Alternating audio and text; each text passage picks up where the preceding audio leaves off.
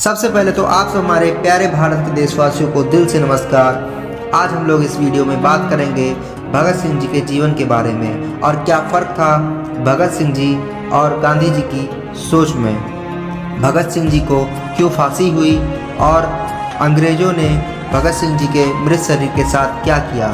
तो इन सारे सवालों का जवाब जानने के लिए प्लीज़ इस वीडियो को लास्ट तक ज़रूर देखें। भगत सिंह जी का जन्म 27 सितंबर 1907 को एक सिख परिवार में हुआ था। उनके पिताजी का नाम सरदार किशन सिंह और माता का नाम विद्यावती कौर था। यह एक किसान परिवार से थे और उनके अंदर बचपन से ही ब्रिटिश सरकार के प्रति आक्रोश था। उन्होंने लाहौर के ब्रिटिश वाले स्कूल में जाने के बजाय उन्होंने दयानंद वैदिक हाई स्कूल में शिक्षा ग्रहण की, जो कि आर्य समाज की एक संस्था थी।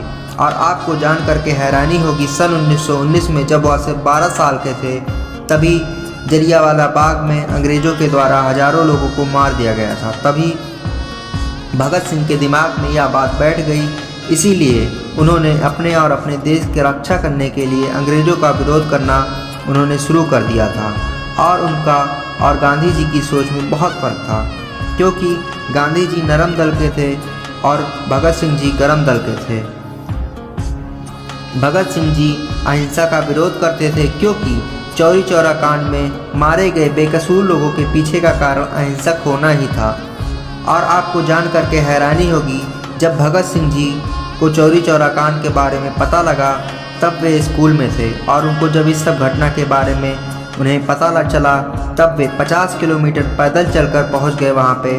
और उन्हें वह सब देख करके बहुत दुख हुआ और बहुत हैरानी भी हुई। और वहीं से उन्होंने खून में सनी हुई मिट्टी को अपने घर ले आए और तभी से इन्होंने युवाओं को इकट्ठा करना शुरू कर दिया और एक अभियान की शुरुआत की। और उन्होंने जुलूसों में हिस्सा लेना शुरू किया और कई क्रांतिकारी दलों के सदस्य बने।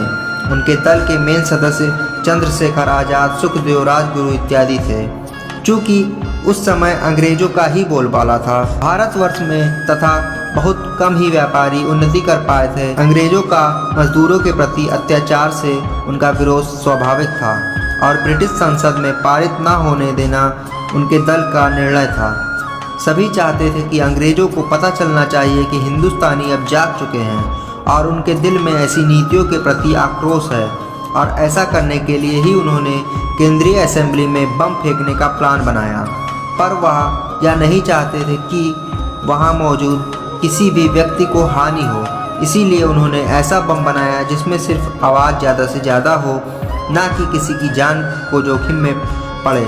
हालांकि पहले तो दल के सब लोग नहीं चाहते थे कि ये काम को अंजाम भगत सिंह जी के द्वारा दिया जाए, लेकिन इनके अलावा और कोई इस काम को कर भी नहीं सकता था। फिर बाद में सबकी सहमति से भगत सिंह जी और बटुकेश्वर दत्त का नाम चुना गया और ये दोनों चाहते तो बम फेंकने के बाद वहाँ से भाग सकते थे, क्योंकि वहाँ पे पूरा धुआं फैल गया था। लेकिन उन्होंने पहले ही सोच रखा था कि हम वहाँ से भागेंगे नहीं, फिर इसकी सज़ा चाहे फांसी ही क्यों ना हो, हमें सज़ा स्वीकार है।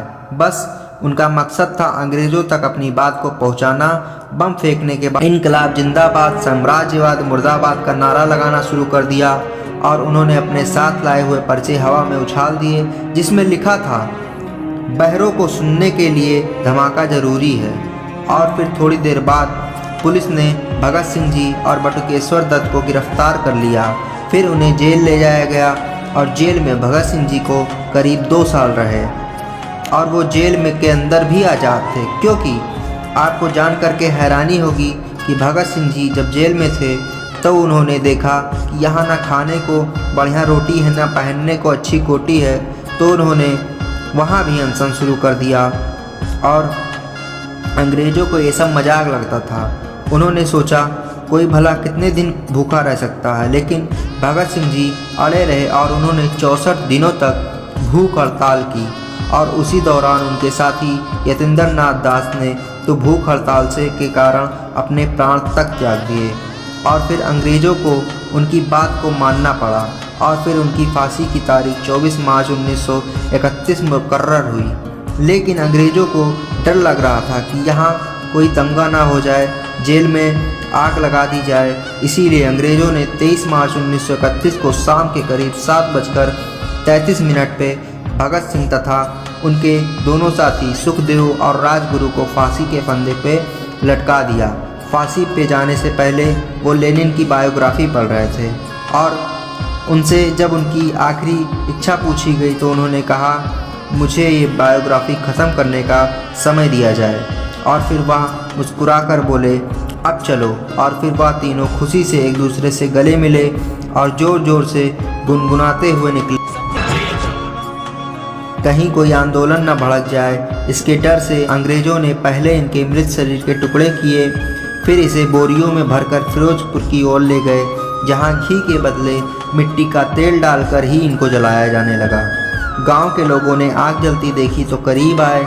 इससे डरकर अंग्रेज़ों ने इनकी लाश को अर्ध जले टुकड़ों को सतलुज नदी में फेंका और भाग गए। जब गांव वाले पास आए तब इन्होंने इनके मृत शरीर के टुकड़े को एकत्रित कर विधिवत दाह संस्कार किया और भगत सिंह जी हमेशा के लिए अमर हो गए।